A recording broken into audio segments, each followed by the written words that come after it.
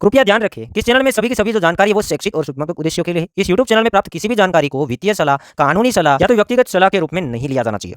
जय हिंद दोस्तों। Crypto market के अंदर बाइनेंस के अंदर 2021 से पहले एक ही मीम कॉइन लिस्ट था। वो मीम कॉइन का नेम था डोज कॉइन।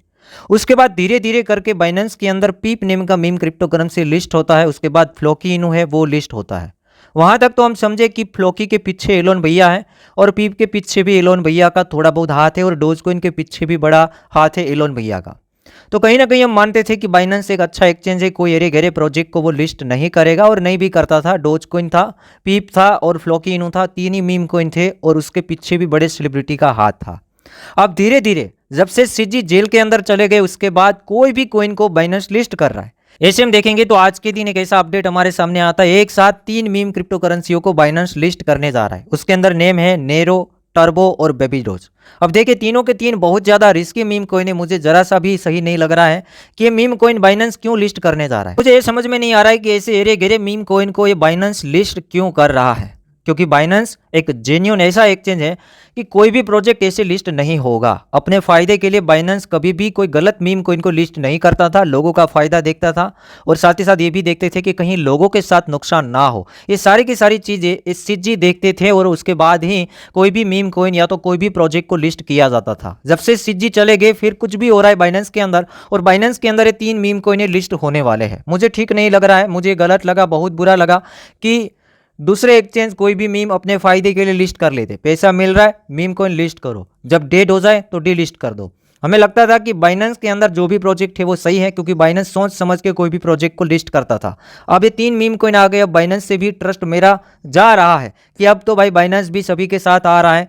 दूसरे एक्सचेंज में और बाइनेंस में क्या ही फर्क हम देखेंगे, कोई भी मीम को ये भी लिस्ट कर रहा है। अब हम टाइमिंग के साथ देखेंगे कि बाइनेंस ये तीनों के तीन मीम कॉइन को कब लिस्ट करने जा रहा है। जो कि नेम है, अगेन यहाँ पर मैं दोहराना चाहूंगा, काफी लोग इसे होल्ड भी करते होंगे। नेरो मीम कॉइन है, टर्बो मीम कॉइन है, बेबीडोज काफी टाइम से चल रहा है, ये भी एक मीम कॉइन है।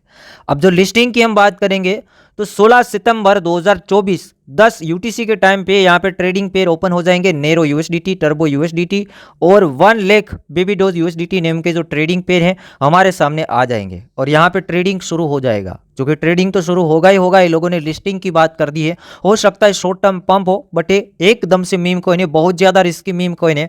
बेबीडोज पंपिंग डंपिंग वाला मीम कॉइन है। उसके बाद नेरो की बात करेंगे उसमें भी सेम बात है, टर्बो की बात करेंगे उसके अंदर भी सेम बात है। उतने बड़े कोई लोगों का उसके पीछे कोई हाथ नहीं है, बस ऐसे ही पैसा मिल रहा है तो इन लोगों ने लिस्टिंग की बात कर दी और हमारे सामने अनाउंसमेंट रख दिया। तो हम नेरो की बात करेंगे, चार्ट के अंदर आप देखेगा फिलहाल $0.11 के ऊपर ट्रेड कर रहा है।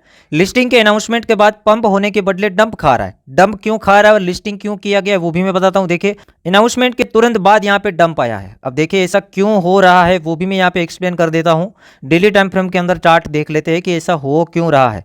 तो लिस्टिंग से पहले काफी ज्यादा पंप हुआ है, तकरीबन प्राइस चला था $0.025 और चला गया था $0.20, ऑलमोस्ट 10x हुआ है।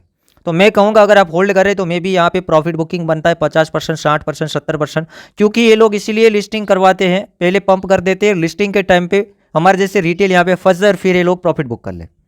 फिर रैली आता है बट कुछ टाइम के बाद आता है, ठीक है। बाइनेंस में ऐसा ही हमने देखा है। अगेन यहाँ पे दूसरा देखेंगे टर्बो, टर्बो मीम कॉइन की यहाँ पे बात करेंगे, टर्बो यूएसडीटी की बात करेंगे, ओकेएक्स का चार्ट देखेंगे तो अभी यहाँ पे अनाउंसमेंट के बाद हमें एक पंप देखने को मिल रहा है, बट यहाँ पे बहुत जल्दी मुझे लगता है तब तक इसमें भी आपको डंप देखने को मिलेगा। टर्बो का प्राइस अभी चल रहा है $0.004, ये 60-70% डिस्काउंट के अंदर आ जाएगा। तो आपके पास होल्ड है तो प्रॉफिट बुक कीजिए। ऑलमोस्ट देखेंगे 0.4 टाइम $0.05 के ऊपर चल रहा था।